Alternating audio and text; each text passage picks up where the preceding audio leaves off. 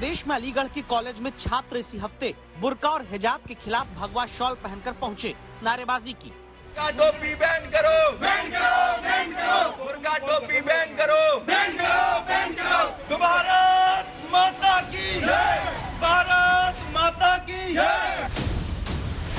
अब अलीगढ़ में ये नियम बनाकर नोटिस चिपका दिया गया कि कोई भी हिजाब या भगवा पहनकर नहीं आएगा, जबकि हिजाब पहनने वाली छात्राएं कहती हैं कि वो तो हिजाब पहले से पहन रही थी। दूसरे छात्र तो भगवा शॉल पहनकर पहले से धार्मिक अधिकार के तहत नहीं आते थे। चुनावी राज्य उत्तर प्रदेश में हिजाब का विवाद उत्प्रेरक का काम कर रहा है। कैसे इसे समझने के लिए इटावा में सदर विधानसभा सीट पर तीसरे चरण के चुनाव प्रचार में जी जान से जुटी बीजेपी प्रत्याशी सरिता भदौरिया को देखिए। जब बीजेपी कैंडिडेट सभा करने पहुंचती हैं, तो 3 तलाक से मुक्ति दिलाने का फैसला याद कराते हुए हिजाब विवाद के बीच एक विवादित बयान देती है। आज हम वोट मांगने जाते हैं, हम कहते हैं कि दीदी वोट देना, तो मुंह से नहीं बोल रहे। गल्ला खा गए, रुपया खा गए, पैसा खा गए, नमक खा गए, और मुंह से नहीं बोल रहे, नमस्कार स्वीकार नहीं कर रहे। ये कहाँ का न्याय है? अगर आपको इतना ही खराब लगता था तो आप पहले कह देते कि हम तुम्हारा गल्ला नहीं खाएंगे। ये तो ईमानदारी नहीं हुई ना। मुस्लिम मतदाताओं का नाम लिए बिना दिया गया ये बयान दूसरे चरण के बाद तक जारी हिजाब के विवाद के बीच आता है, जहां अब आम आदमी की समस्या को उजागर करने की जगह राजनेता प्रचार में राशन बांटने का भी एहसान जताने लगते हैं। अब एक घर में जाकर लोगों को ये कहना है कि योगी जी ने जब गल्ला भेजा था तो लाइन लगाकर लोगों ने गल्ला लिया। लाइन लगाकर लोगों ने ई श्रम कार्ड के पैसे लिए, किसान सम्मान निधि के पैसे लिए, और आज जब बात वोट की आती है तो जातियों में, मजहबों में और धर्म में बंटकर धर्म की बात करने के लिए तैयार है। अगर इतनी खुददारी थी, इतना जमीर उनका बड़ा था, तो लाइन लगाकर योगी जी का भेजा हुआ नमक और गल्ला खाने की जरूरत क्या? राशन हर नागरिक को बिना धार्मिक बंटवारे के बटा। कब बटा? जब कोरोना के संकट काल में आम आदमी की रोजी रोटी मुश्किल में आ गई, लेकिन उसी आम आदमी के घर की असली हकीकत पर पर्दा डाल दिया जाता है। प्राइस सर्वे के मुताबिक 2016 के मुकाबले 60% निचले तबके की आय देश में ऐतिहासिक रूप से गिरी है। 2 साल में बच्चों को पढ़ाने के लिए एजुकेशन लोन लेने से ज्यादा लोगों ने घर चलाने के लिए अपनी पत्नी और मां के सोने के गहने गिरवी रख दिए। जहां जनवरी 2020 यानी कोरोना काल से पहले 29,355 करोड़ रुपए का गोल्ड लोन आम आदमी को लेना पड़ा, वो दिसंबर 2021 में बढ़कर 70,871 करोड़ रुपए तक पहुंच गया, जिसमें से कर्ज न चुका पाने के कारण दावा है 1 लाख परिवारों का गिरवी सोना बिकने की कगार पर पहुंच गया। लेकिन आम आदमी की इसी समस्या का समाधान छोड़िए, चर्चा भी नहीं हो पाती। समस्या पर हिजाब के विवाद का पर्दा सियासत गिरा देती है।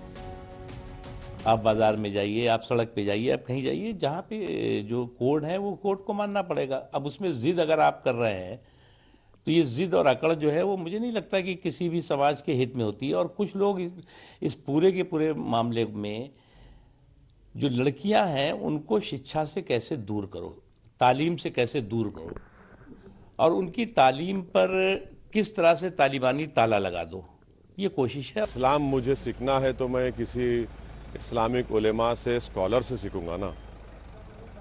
मैं इन लोगों से तो इस्लाम नहीं सीखूंगा। हम इनसे ये कह रहे हैं कि आप संविधान में जो फंडामेंटल राइट्स जो दिए गए हैं भारत के हर नागरिक को, उसको आप दीजिए। और ये जो कर्नाटक में हिजाब का जो इशू खड़ा हुआ वो बीजेपी ने उसको खड़ा किया है। ओवैसी कहते हैं हिजाब विवाद के पीछे बीजेपी है, और बीजेपी कहती है कि इसके पीछे कांग्रेस और ओवैसी है। कांग्रेस शासित राज्य राजस्थान में उस पीएफआई यानी पॉपुलर फ्रंट ऑफ इंडिया का गणतंत्र बचाओ मार्च निकलता है, जिससे जुड़े कैंपस फ्रंट ऑफ इंडिया के लोगों पर कर्नाटक में हिजाब विवाद को बढ़ाने का आरोप है। विवादों के घेरे में रहने वाले इस्लामिक संगठन पीएफआई को कोटा में मार्च निकालने की इजाजत दिए जाने पर बीजेपी सवाल करती है। प्रदर्शन का मुद्दा प्रमुख रूप से जहां हिजाब बन जाता है। मुसलमानों के ऊपर राजनीति किस तरीके से टॉर्चर हो रहा है, मुसलमानों को किस तरीके से दबाया जा रहा है, और हमारा जो हक हिजाब है इस्लाम में, हमें इसका वो बताया गया है, उस पे हमारे पाबंदी लगाई गई है। हम इसमें इतना अपने आप को फ्रीडम मानते हैं, अपने आप को, तो इसको दबाया जा रहा है। हमारे हिजाब पहनते दादी नानियों को हमने देखा है, और एक टाइम था जब ऑटो नहीं चलते थे, तांगे चलते थे, तो तांगों पे बकायदा पर्दा भी लगता था। एक फिल्म आई थी गजल, सुनील दत्त और मीना कुमारी की, आपने देखा होगा, इस सीन उसमें भी प्रोजेक्ट किया गया था। ये कुछ औरतें, बीजेपी की मुस्लिम औरतें बैठ के कहती हैं कि मेरी नानी और मेरी दादी भी बुर्खा नहीं पहनती थी, तो तेरे दादा और परदादा शराब पीते थे, तो क्या इस्लाम में जायज हो गई शराब? इस तरह हिजाब का विवाद कर्नाटक से राजस्थान तक पहुंचकर और कुछ नहीं करता सिवाय असली मुद्दों की सच्चाई पर पर्दा डालने के। जैसे राजस्थान लगातार देश में बेरोजगारी में नंबर 2 पर चल रहा है। रीट परीक्षा में भ्रष्टाचार के आरोप की जांच सीबीआई से कराने की मांग पर सरकार घिरी है। देश की बात करें तो राज्यसभा में केंद्र सरकार बता चुकी है 2018 से 2020 के दौरान बेरोजगारी के चलते 9,140 लोगों ने जान दी है। 3 साल में कर्ज और दिवालिया होने की वजह से 16,091 लोगों ने आत्महत्या की है। ऐसी हर समस्या पर पर्दा राजनीति ने हिजाब के विवाद से डाल दिया। मध्य प्रदेश चलकर देखिए, जहां दतिया और सतना में पिछले हफ्ते हिजाब के झगड़े ने एंट्री ली। दतिया के कॉलेज में हिजाब पहनने वाली छात्राओं का कॉलेज में हिंदूवादी संगठनों ने विरोध किया। सतना के डिग्री कॉलेज में हिजाब पहनकर परीक्षा देने आई छात्राओं से लिखवाया गया कि वो अब हिजाब पहनकर परीक्षा देने नहीं आएंगी, तब एग्जाम देने दिया गया। मध्य प्रदेश के शिक्षा मंत्री तक हिजाब पर एक बार पाबंदी की बात कहकर पलट चुके हैं, लेकिन भोपाल की सांसद साध्वी प्रज्ञा हिजाब पर विवादित बोल देकर पलटती नहीं है।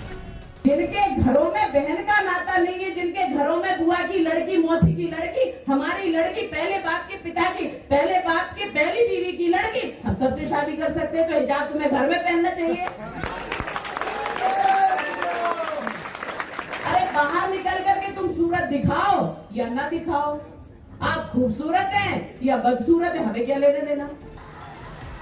हकीकत कुल मिलाकर यही आई कि सबकी राजनीति का हिजाब विवाद से इतना ही लेना देना है कि समस्याओं पर पर्दा डाल दिया जाए, जिनसे पर्दा हटने पर सवाल जनता पूछने लग जाए। कोटा से देवांकुर वधावन और भोपाल से रवीश पाल सिंह के साथ आज तक ब्यूरो।